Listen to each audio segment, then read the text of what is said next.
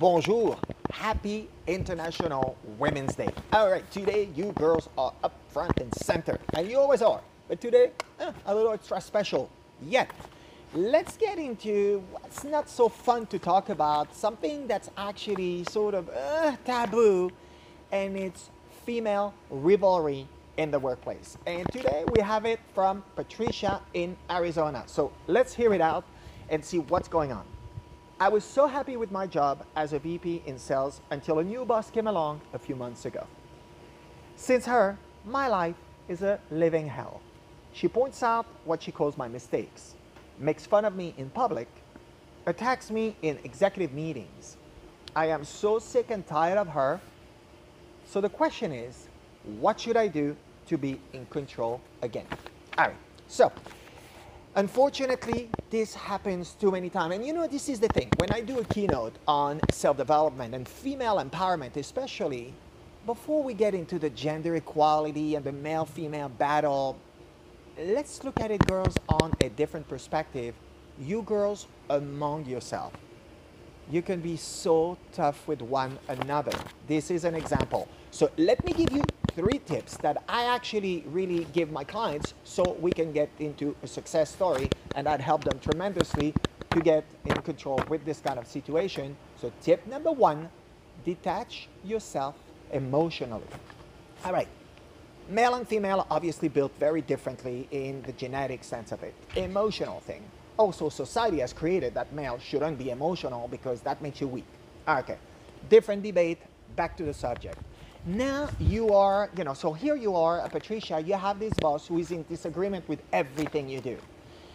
And let's look at it also at a different perspective because, we all want to believe that everything we do and say is great. And we want to believe in the divorce. That's the other person's fault. Okay, that's great, but that's not true. So, because we always are responsible somewhat, somewhere in something we do. So, instead of really being, wanting everybody to be in agreement with you, it's not going to happen all the time. This boss has apparently a different viewpoint. Obviously, this is the 101 of psychology. This woman is very either unstable, insecure, to react that way all the time as you're describing it, because I'm not in the room. But that means this lady actually perhaps is threatened by your work because your work is that good that you are, maybe a threat to her job. There we go. So start with a positive note because not everybody can be you. Okay. And that really leads me directly to tip number 2, build your self-confidence. All right. I know it sounds noble on paper. It's a great concept.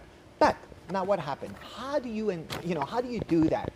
Well, first, identify your value proposition. You see what I was telling you? Look at the positive. What do you bring to the table? How many new clients have you brought? How much sales have you created the last few months? Even though since she's here, now you could still see that you have that. Another trick, which is absolutely amazing, write a journal. Keep a journal, handwritten, remember, not the typing, the brain is away, I'm not sure what I'm doing, and I'm writing. No. By hand, a pen, a paper, a notebook, and you write. Very quickly, you're going to realize how much you are contributing, how much you're giving, how much of yourself and your work, you as a person, you as a friend, you as a coworker, you as a VP, that's what it is. Recognize what you do. That's great. Instead of focusing on all that negative, you know what? It's like at school. If you have to do that, and pay attention to all those things, well, you're not going to be productive and going forward. That's exactly what it is. And that takes me to tip number 3, by writing it down. By the way, now what's going to happen? You're going to really control your career goals. Because now, maybe, you know what? That also is a great way to look at it and say, hey, maybe I've been doing the exact same thing way too long. Maybe the corporate culture I'm in now, it's maybe time to either shake it off a little bit to make it even better, or maybe change job. How about that? And not change job to escape and run away from this lady. No. I'm talking that maybe you have been way too much and too long in the same thing, doing the exact repeating, the same exact pattern every day. Maybe it's time for a challenge, your challenge, something new. Now you're going to identify those goals, and maybe that's going to bring you back into the energy of like, wow, yes, I love every day. I'm waking up. I'm loving it. And this is it.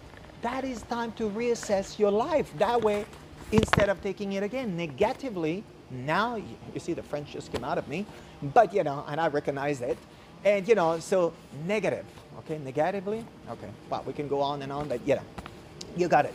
So, you know, but that's the thing. So to be serious, these are my 3 tips. And if you do that, you will see an enormous shift and an enormous change. And instead of looking at it as this is a horrible day again today, this actually will be a pretty good day today.